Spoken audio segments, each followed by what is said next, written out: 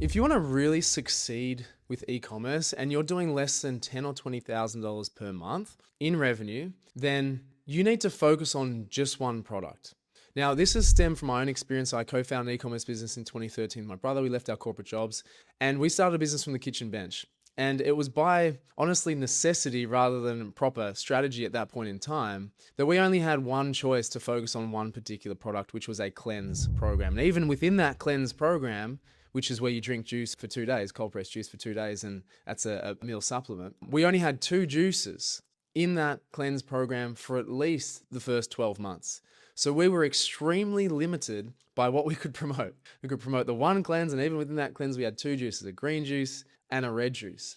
And as I said, this wasn't actually by design or by strategy, but it certainly is with what I do now and how I consult and teach e-commerce businesses to grow to 10 to 20K per month and beyond in revenues, right? Several successful businesses I've worked with over the last few years, there's been over 300 of them, had the advantage, I would say, of having one or limited products to sell. Some have hundreds, some have thousands, honestly. But even so, this strategy and this thought process was valuable for those people to make headway and make progress, especially when they are limited by their own time, their own resources, financial help, whatever people they've got to help them, which honestly, people in those range don't have anyone else. They're just doing it themselves, or hopefully a partner in some capacity, but most of themselves. And so it is, again, by design and by necessity that we should focus on one product, right? Again, this might sound counterintuitive, and it does to a lot of people. It kind of scares a lot of people. In fact, when I jump on calls and we do a strategy call together, people often say, look, I'm almost not embarrassed, but it's kind of like, I'm almost sorry to say that I've only got 4 products, or I've only got 5 products. I've only got 1 product some of the time. And I say, perfect. I'm excited by that. If you have thousands of product, but limited resources, whether it's financial, time, focus, whatever, you're too scattered, okay? If you're in that circumstance, this advice is going to apply to you even more so than the people who have limited products, all right? So if you have more than 1 product, I think that's kind of the general rule, this will all apply to you. So what it basically means is you need to actually focus on just one product. If you focus on one product that is hopefully a differentiator between you and anyone else in the same industry that you're in, that you can be the best at, that you can communicate constantly and consistently and educate people on consistently, then you will win. Because what you want to be known as a brand is the brand with that product, right? So I'll use the example of Karmic, the cold pressed juice company. So when we had one cleanse program, couple of juices, all we spoke about was the cleanse. And it was actually more about the cleanse process. It wasn't about the juices at all. It was actually about the process of the program, okay? You drink juice for 2 days straight. You can drink water in between all that, but there's 5 kilos of vegetables in that, 7 liters of juice that you consume over those few days. And so with that communication, it's about the benefits, it's about the journey, it's about the health, not actually about the product itself. Now, not everyone has this frame, but you must find your certain angle. And even on top of that, the point of difference, the USP for Karmic was that all the juices, all the cleanse programs contain less than 5% fructose in every juice and every cleanse, meaning fruit. No one else had that. So again, we're not talking about the specific cleanse, we're talking about the components of the juice, sure. But we were educating people on the process and the health benefits and the results that they wanted, which is, weight loss, reset, reduce bloating, improve gut health, etc. And then it was about the product. Well, what should I choose? What's best for me? Well, we've only got one product to choose, and that's the best because we've curated it. We have only put the best ingredients in that. From a production perspective, which we were doing it all ourselves, it means very, very simple, very cost effective, right? 2 recipes you need to follow. And again, we expanded this, in the coming years. But it was all about simplicity in our marketing messaging to our ideal customer. And then from a production perspective, absolute simplicity. It was very hard to stuff up. It was very hard for someone else to stuff up when we eventually started to teach people these processes. They didn't have to make 500 different juices on any given day. So there was so many benefits. Now you can relate this to, obviously your own manufacturing and things. It might be MOQs. You don't have 10, 20, 50, 500 different SKUs you have to get. Right? Obviously product dependent here, but I'm talking about the advantages of having focus from a marketing customer perspective and then a production development perspective from your business. So simplicity is absolute key. If I started a brand from scratch again, and I certainly will, it's going to be around these fundamentals that we're going to have one product to start with because it just makes it easy. We want to be well known for that one thing. Now, when it comes to the marketing again, If you have multiple products, which a lot of people do, most people do, the fundamental remains the same. Focus on one particular product or at least one particular category that you are the best at, which you can differentiate yourself from. A really common thing that we say, in our mentoring programs, when people start running ads, they're like, okay, should I run it for this? Should I run it for this?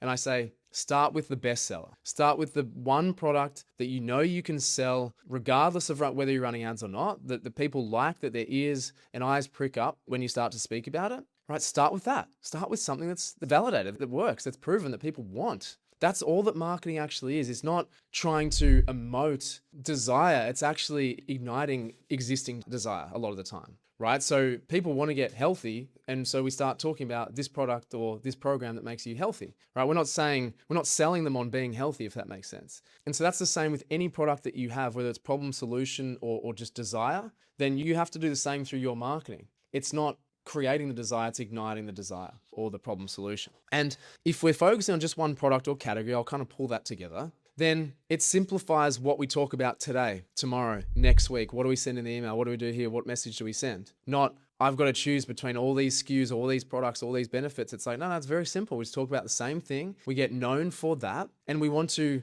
be for someone or not for someone. You're either for juice cleansing or you're not for juice cleansing. That's more powerful than being, I'm trying to talk to people who may not be into juice cleansing and maybe we can sell them to get into it. That is a very difficult task.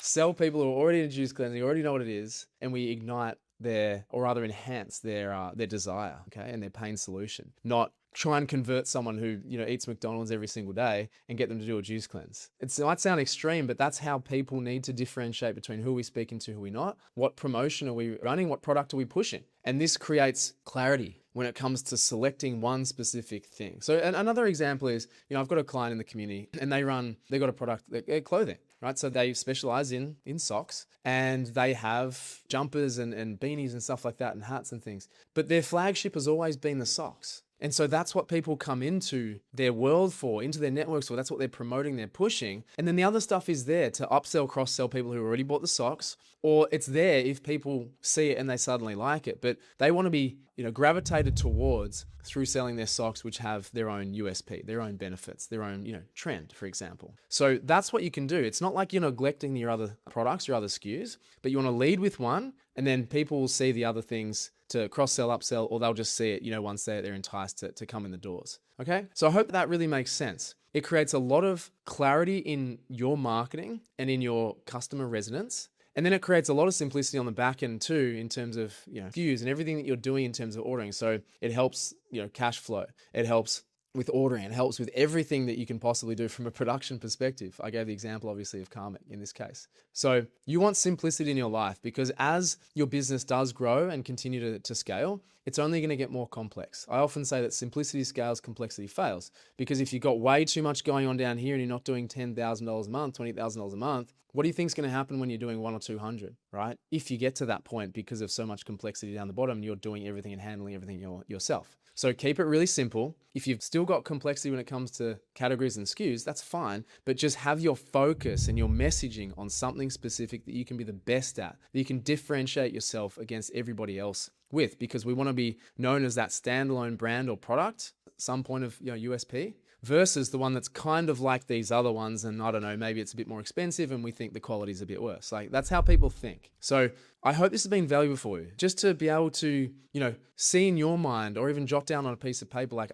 okay, are we pushing too much? Are we trying to be everything to everybody? Or do we need to really focus on this one thing? What would happen in the next 30 days or 60 days if we just said, oh, we're just going to focus on this one product, this one category? We'll ignore the rest. We'll do a bit of an experiment. Then, okay, if that's not shooting the lights out, then what happens if we focus on the next one, on the next one, on the next one? So give an appropriate amount of time, appropriate amount of focus, ad spend, etc., to really optimize your site, because you could have all the fundamentals there. You could actually have a winning company, a winning brand here. I have no doubt that you are. And if you pursue it and focus in the right areas and push the right things and see the right signals and respond to them accordingly, then you could be 10x further ahead than what you are currently. And you'll finally get out of that wheel spinning mode, that hamster wheel mode, and start to take off down the highway. Okay. So I hope this has been valuable just to, reposition your mind or your thinking and see where some more opportunities might be with what you've currently got. Okay. And that's by focusing on the one thing, the one product or the one, category. All right. So look, I hope this is valuable for you. If it was, I'd love a like, love a subscribe. You can check out what we do, how we help e-com brands below using the link. Other than that, thanks for being here and I'll catch you in the next one.